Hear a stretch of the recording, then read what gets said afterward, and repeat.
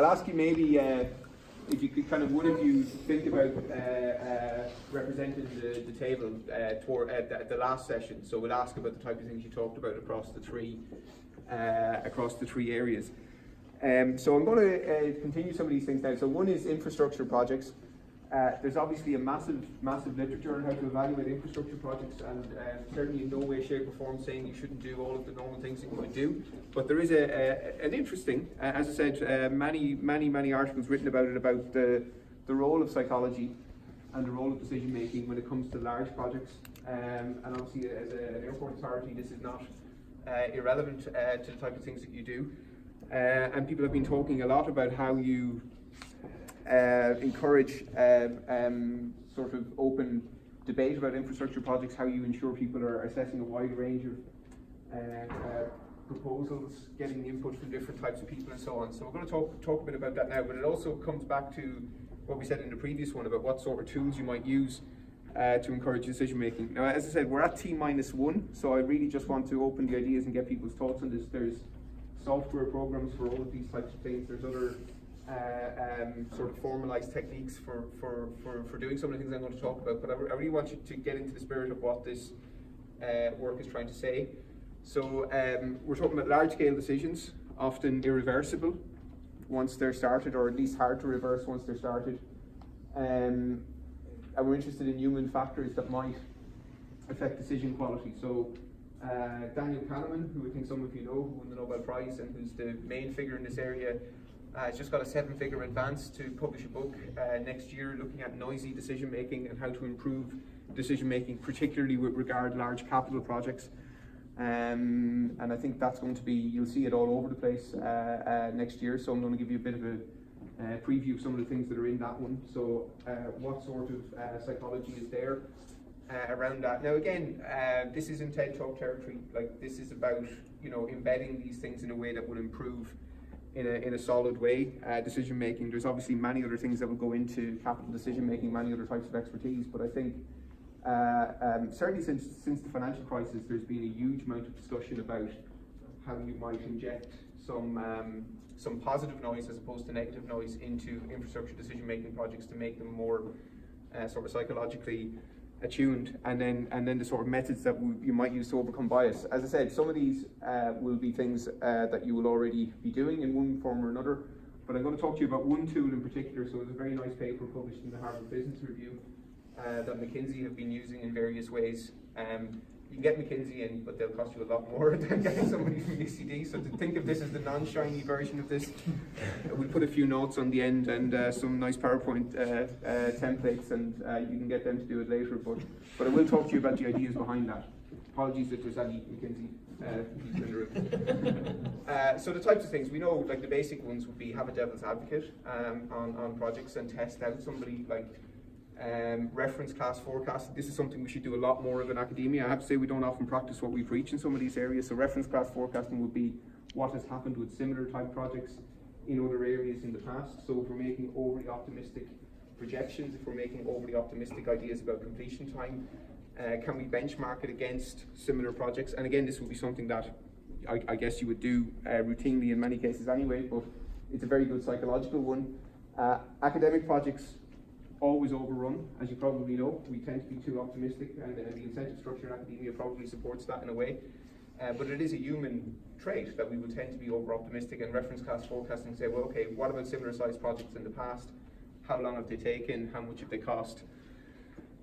Pre-mortems, and as I said, there's various structured tools for doing pre-mortems, which would be, you know, looking after the project completion, after everything has gone wrong. What went wrong? What was the sort of thing that nailed us? Now the problem with that, of course, you're limited by information at the time, you're limited by your own cognitive biases, but at least the more that you can set out in advance, that, you know, a wide group of people were able to review what happened, they were able to look at the worst case scenarios, and then at least we made the decision based on that. And then if the person who's in charge of it made that decision based on those bases and it didn't work afterwards, you learn from that. But at least, as I said, going back to it, you can't then fault the person for not being able to take into account something that, or the committee for not being able to take into account something that hasn't been spotted at the time. Segmentation of project plans, so breaking them down into smaller groups in those cases.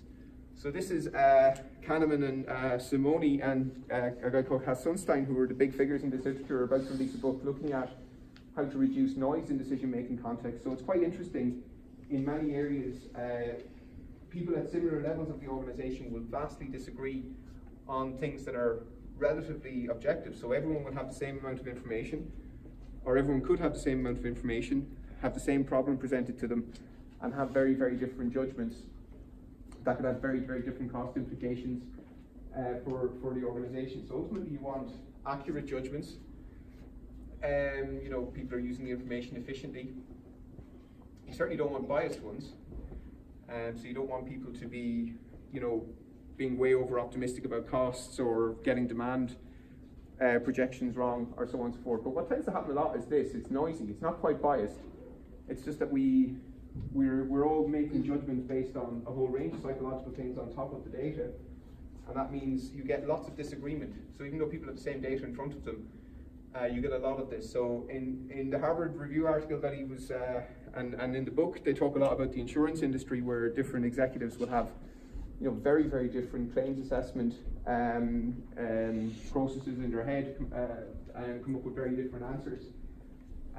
And they've been argued that you've got to find some way of reducing noise in organizations. So why is it the case that you get such variance in opinions about what to do among people that are sort of similarly trained and have similar data in front of them? And I guess, why is it a problem? I guess it's a problem if, well, firstly, it's a problem if there's a big variance around the right thing to do, so-called. It may also point to an issue of there's not sort of common agreed standards for what makes a good decision. Maybe the reason you're getting so much variance is because we don't really have criteria that are solid enough in which to make the decision. So really what they're pushing for is more algorithmic type decision. There is a bit of debate about that, but essentially what they're pushing for is more decisions based on very relatively clear criteria, so to reduce this amount of noise.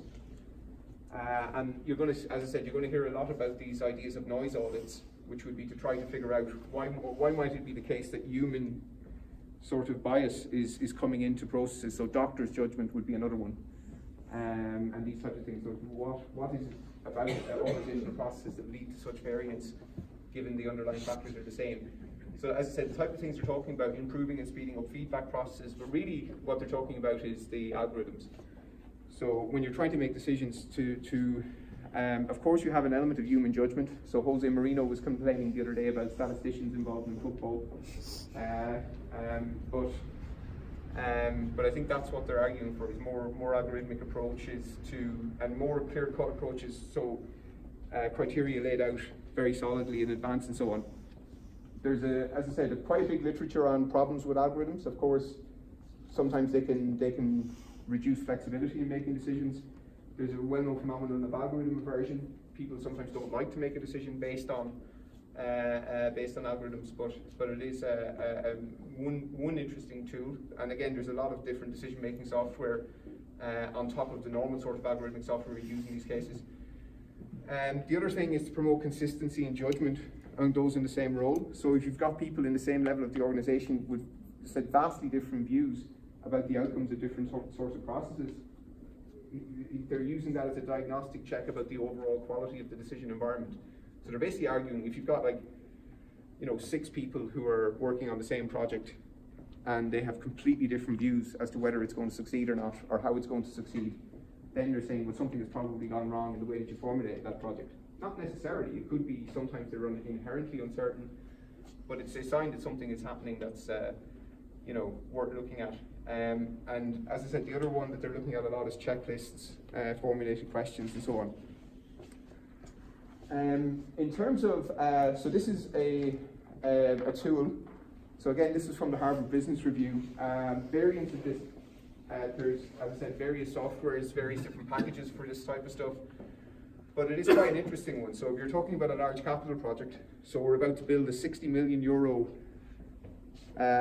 facility on the front of UCD, for example, that, as you might imagine, is creating a lot of debate among our staff. So if I was talking to the UCD president, I would say to him, if you're making a decision like that, what would the literature say at least psychologically, of course you've got to go through all of the other things to think about when you're doing something like that, but like, what should you be thinking about when you're making decisions of that magnitude? I probably wouldn't say the first thing to them, actually. There will be a nice restaurant in it, maybe, but I don't know. I don't be doing it for that reason at all. Definitely not. But I mean, that is the first question. So, is there any reason to believe? Are we doing this for some reason other than the project being a good one? That can obviously be a tough question, but sometimes a necessary one. Has the team fallen in love with its own proposal? So at what stage does the actual appraisal of a project move beyond its objective? And again, depending on the type of organisation you are, there's various checks of avoiding that, but I think human nature, if you've been involved in developing a programme and involved in developing a project, there comes a point at which you become attached to it, and that's the point in which you really need to watch it, because you'll start making judgments that are, and again, it's human nature to do that. If you've reached a point of sort of no return in a project, you will, your psychological leaning will be towards wanting to see the good in it. Becomes like your child.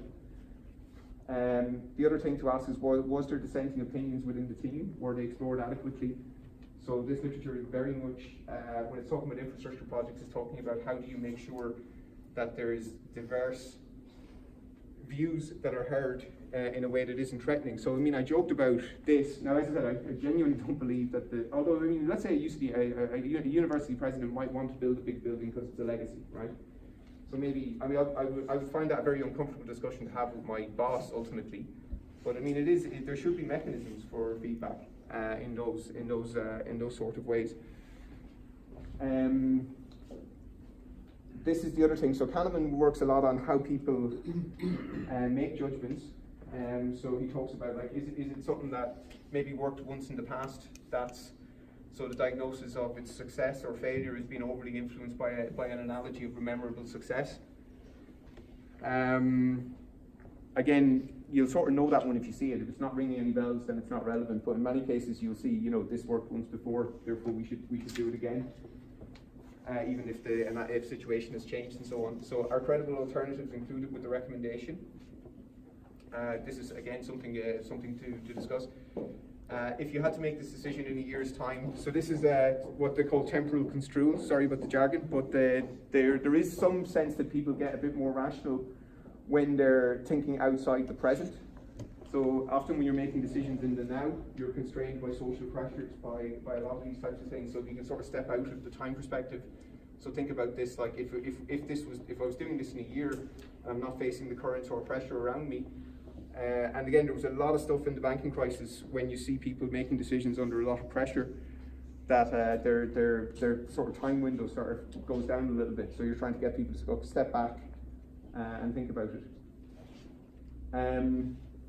So yeah, question where various figures are coming from. Again, I would say in project appraisal in an airport, that's probably not something you need to be told, because it's obviously going to happen a lot. But it's still, numbers can come in, assumptions can come into a process early, and we know in this literature anchoring has a very big role on people's decision making. So numbers that come into the process early can have an over influence on. So if the cost of a project is named at a certain amount, or it's taken from another projection, that can have a big influence. So are there any of the numbers that are unsubstantiated? This is another one, the sort of halo effect. So is the team assuming that just because something succeeded in one area, and again, it's usually it's a bit like getting attached to a project. When you see that you've got a template that's worked in another place, that's obviously a good thing in many respects. Cars talked about prototyping and so on, but it can also be the point at which you start getting complacent. And then are the recommenders overly attached to a history of past decisions? So we talked about things like sunk costs, and also we talked about the tendency of habit. So if people have done things once in a particular way, you'll want to continue in that way. So again, it's another thing to challenge in these sort of contexts. Is the base case overly optimistic? The answer is, in most cases it will be, or at least that's our fundamental judgment, unaided. We will tend to want to be optimistic. Now, good managers are either trained or train themselves not to do that. But in human nature we tend to be optimistic about stuff that we are involved in. There's even some indication that we wouldn't do some of these things unless we were overly optimistic. The other one is the worst case bad enough? Again, you can think of many different industries where that was a crucial one, that the sort of statistical models they were doing to look at risk mitigation and so on had too low a floor, and we're attaching too low a probability on bad events. So, and then I guess the opposite effect is the recommending team overly cautious. So you can, on the one hand, you can have people that are over optimistic and not taking into account worst case scenarios, but risk aversion and tendencies towards the status quo are certainly another possibility to think about when you're doing these types of things. So I guess what I would like you to think about, so as I said, I still consider this sort of -1 factors. So if you talk about Carl implementing some of these things, Carl saying about implementing some of these things or testing them, as I said, there's lots of software packages, there's various different meeting structures. So for example, there's now software that will allow you to structure committee meetings, allowing you, for example, to get anonymous feedback in advance, anonymous feedback after, to submit anonymous comments in advance, to ensure, for example, folks that are on a committee who haven't said anything are asked to give their comments, or even asked, well, do you have any problems which is leading you not to comment on it, to assess whether the sort of diversity of the views that are coming in are sufficient. So I guess when it comes to infrastructure projects, I mean, you don't necessarily have to talk about infrastructure projects, but I think with large projects, I guess that's worth thinking about. Is there a role, or is there something that's jumping out at you where this might be useful? And I should also say, this is, if there's any of you working on infrastructure projects, this is not to sort of single folks out. And in fact, I'll game frame it a little bit. I mean, I actually think this is mostly about giving folks that are making these decisions a sort of psychological safety to make decisions. With the idea being that if you get the criterion right in advance, if sufficient feedback has been, and diverse feedback has been solicited, if the criteria for success and so on are elaborated and it's done in a structured way, well then the person making the decision then afterwards, even if it doesn't go fully right, can at least come back and say, well, look, we did this in a way. Whereas if you go out on your own, or if a small group of people go out on their own without doing this, then we have all of these sort of psychological hindsight bias loops and so on and so forth. So I guess, yeah, if I leave it to you for a few minutes to think about, so as I said, variants of these question lists are used now in many different organizations. So so maybe if I leave it to you for like 5 or 6 minutes just to think of applications or potential ways in which it might be used in DAA, I'll be back to you in